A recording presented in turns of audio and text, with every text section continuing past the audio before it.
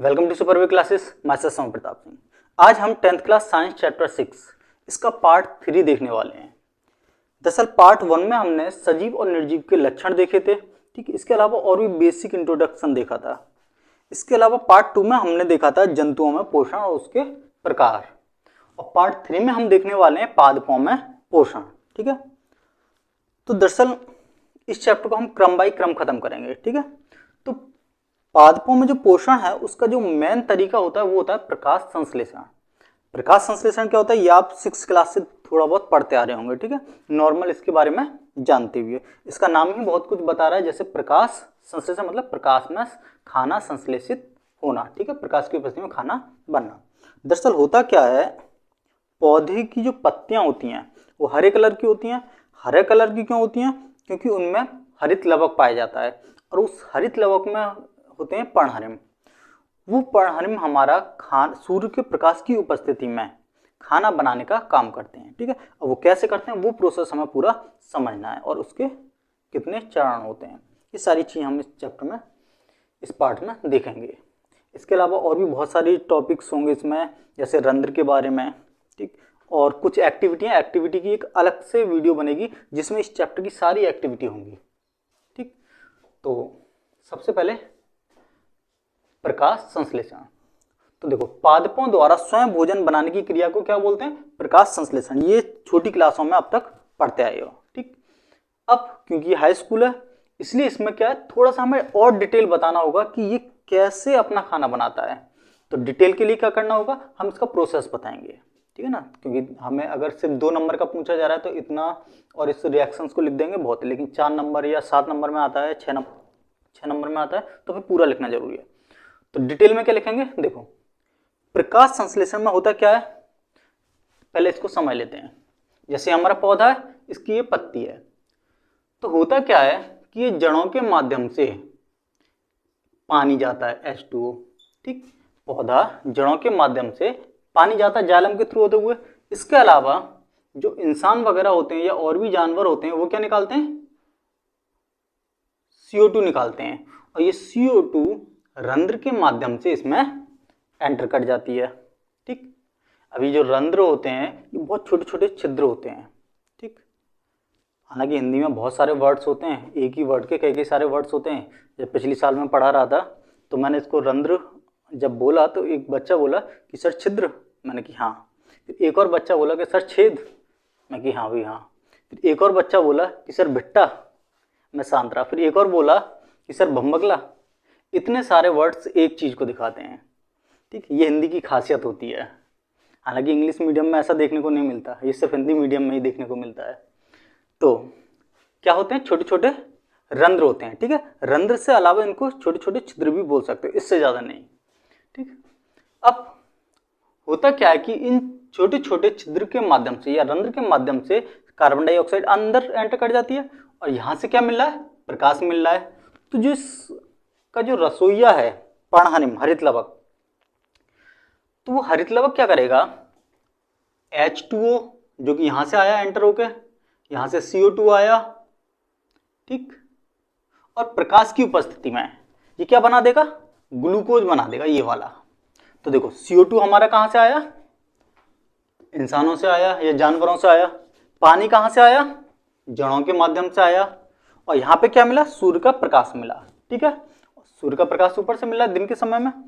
इसके अलावा पर्णहरिम ने इस सब का क्या कर दिया, खाना बना दिया, ठीक है, ग्लूकोज C6H12O6। इसके और भी बहुत सारे नाम होते हैं, जैसे मंड भी बोल देते हैं इसको, ठीक है ना।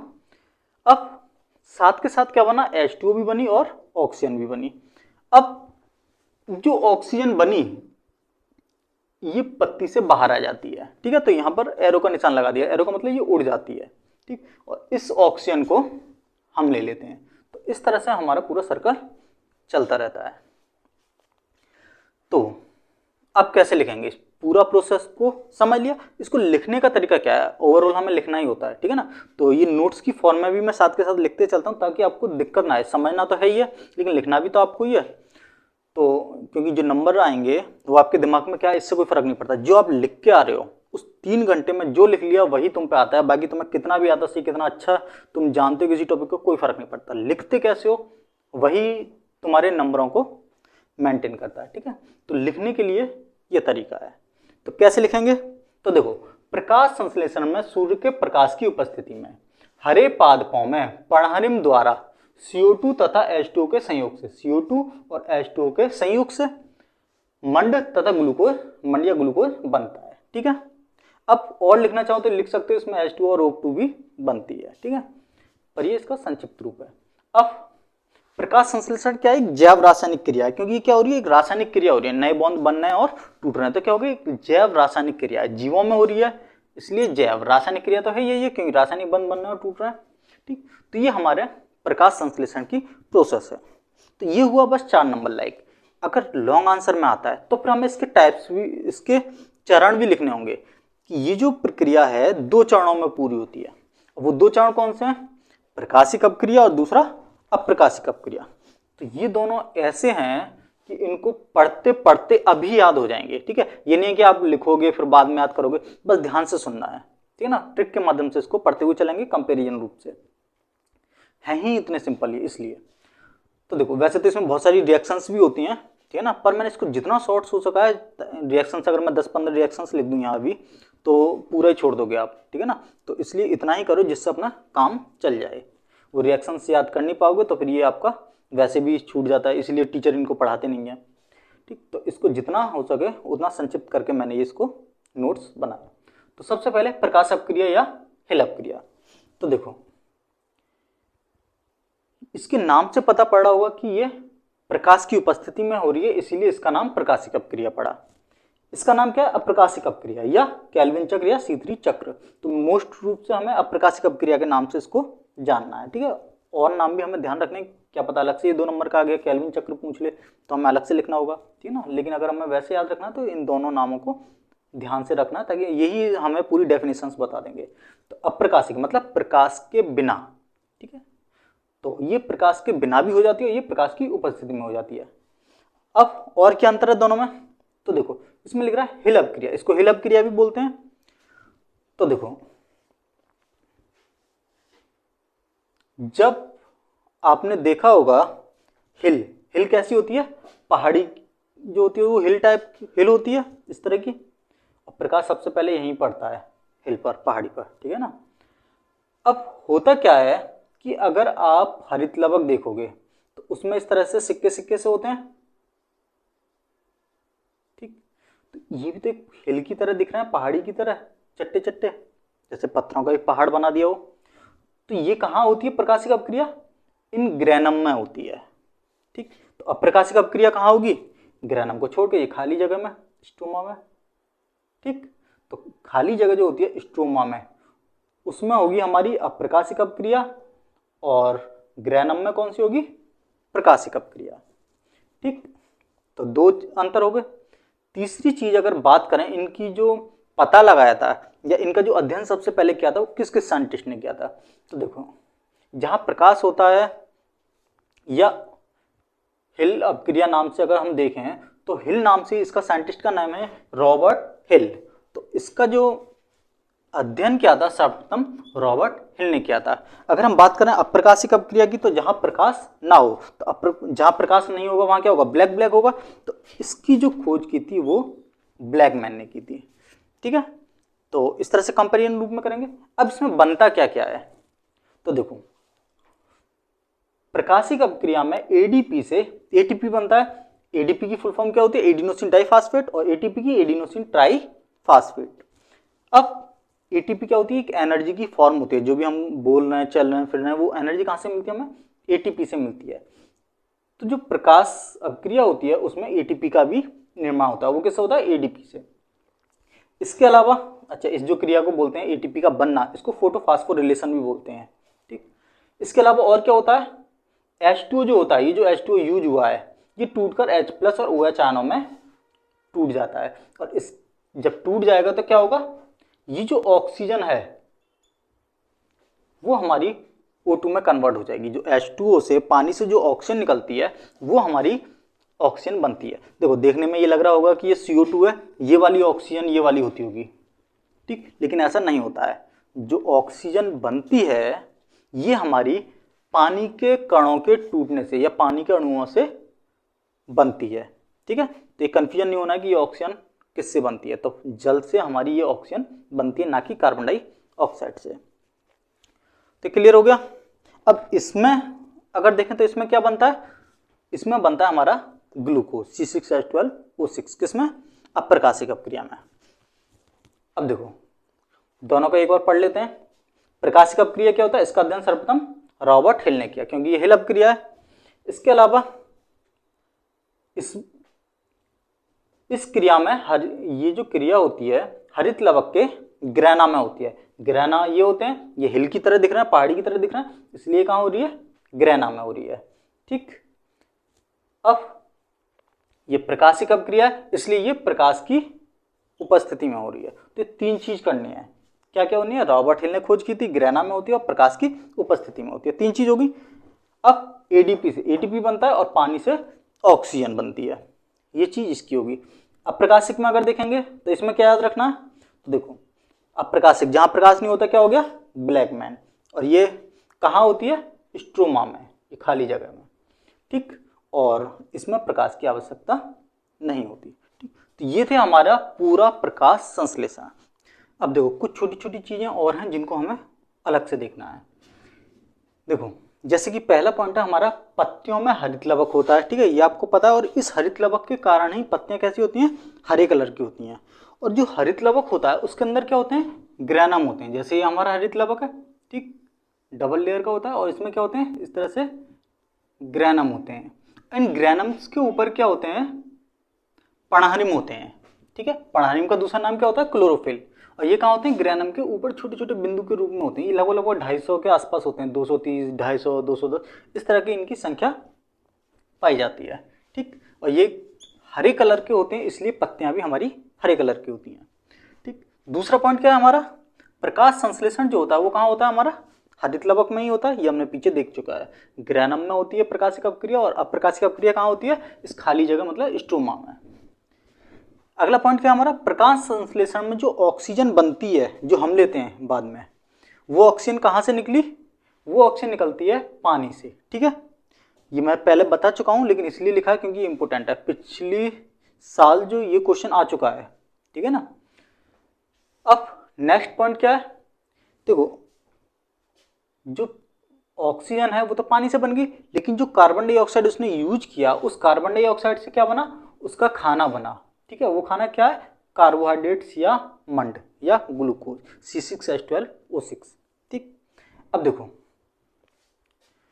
ओवरऑल अगर गैसों की बात की जाए तो प्रकाश संश्लेषण में CO2 यूज होती है जो हम निकालते हैं, और ऑक्सीजन निकलती है। ठीक है, वो CO2 को यूज करेंगे और बदले में हमें ऑक्सीजन देंगे। तो ये थी छोटे छोटे पॉइंट्स जो एक एक नंबर में या MCQ में ज्यादातर आते हैं। अब पत्ती का थोड़ा स्ट्रक्चर देखना, ये आता है। ठीक है, तो देखो पत्ती के बारे में क्या जानकारी है, तो इसकी जो पत्ती की जो ऊपरी त्वचा होती है, जो आप देखते हो, जिसको हम अधिचर्म भी बोल देते हैं, कि कैसी कोशिकाओं की बनी होती है, ये मृदुतक कोशिकाओं की बनी होती है। ये खास तरह की कोशिकाएं होती हैं, थोड़ी मुलायम टाइप की, उनको क्या बोलते हैं, मृदुतक कोशिकाएं, उनसे ये बनी होती हैं। इसके अलावा पत्ती की जो बाहरी त्वचा होती है उसमें रंध्र पाए जाते हैं उस पर। ठीक, अब ये नॉर्मली जहाँ तेज धूप पाई जाती है तो ऊपर ये नहीं होते, निचली सतह पर ज़्यादा होते हैं। आप पत्ती को उल्टा करके देखो तो हल्की सी खुरदुरी सी दिखती है, वो क्या होती है, उसमें रंध्र होते हैं। ठीक है, तो निचली सतह पर मोस्टली ज़्यादा रंध्र पाए जाते हैं। ठीक, तो छोटे छोटे छिद्र पाए जाते हैं, उनको क्या बोलते हैं, रंध्र बोलते हैं। अब ये जो रंध्र होते हैं, ठीक है, इस तरह के ये छेद होते हैं छोटे छोटे पत्ती की सतह पर, ये बहुत जूम करके बनाया हुआ है। तो ये जो रंध्र होते हैं, इन पर सैम की आकृति की ये द्वार कोशिकाएं होती हैं। रंध्र के दोनों ओर क्या होती हैं, दो द्वार कोशिकाएं होती हैं। संख्या कितनी होती है, 2। और इन द्वार कोशिकाओं को गार्ड सेल भी बोलते हैं। ठीक है, तो द्वार कोशिकाएं या गार्ड सेल्स, इनकी भित्ति थोड़ी मोटी होती है। ये देख रहे होगे, वैसे भी दिख रही है डायग्राम में, थोड़ी कैसी होती है, मोटी भित्ति होती है। ठीक, अब ये रंध्र से क्या क्या काम होते हैं, तो देखो प्रकाश संश्लेषण तो होता ही है, रंध्र के माध्यम से ऑक्सीजन CO2 गैसों का आवागमन होता है। इसके अलावा वाष्पोत्सर्जन क्रिया भी होती है, पानी का भाप बन के उड़ना। ये पौधे अपने टेम्परेचर को मेंटेन रखने के लिए वाष्पोत्सर्जन का सहारा लेते हैं। इसके अलावा श्वसन का भी क्रिया जो होती है वो इसी के माध्यम से होती है। ठीक है, जैसे हम सांस लेते हैं, ऐसे पौधे भी सांस लेते हैं। ठीक है, इसको अभी मैं डिटेल में समझा दूंगा। अब पहले गार्ड कोशिकाएं या द्वार कोशिकाओं को थोड़ा और देख लेते हैं। एक तो ये डायग्राम बनाने को आता है, इसके अलावा ये बंद और खुलते कैसे हैं। जब धूप निकलती है, जब जाती निकलती है, तो ये अध खुले हो जाते हैं या कंप्लीटली बंद भी हो जाते हैं कहीं कहीं। ठीक, रेगिस्तान में तो ये बंद ही हो जाते हैं दिन में। तो जब प्रकाश नॉर्मली खुला होता है तो ये खुल जाते हैं, और जब रात के समय क्या हो जाते हैं, ये बंद हो जाते हैं। अब होता क्या है, देखो जो पानी होता है हमारा, वो जब गार्ड कोशिकाओं में जाता है, इन कोशिकाओं के अंदर जब पानी एंटर होगा तो क्या होंगे, ये फूल जाएंगी, और फूलने की वजह से क्या हो जाती है, ये हमारी खुल जाती हैं। ठीक है, और जब पानी इनमें से निकल जाता है तो क्या हो जाती है, सिकुड़ जाती हैं, जिसके कारण ये हमारा बंद हो जाता है इस तरह से। ठीक, तो ये थी द्वार कोशिकाओं की। अब देखो एक चीज है, इसका आप स्क्रीनशॉट खींच सकते हैं। ठीक है, हाँ, तो क्या चीज है वो, इसको थोड़ा मिटाते हैं।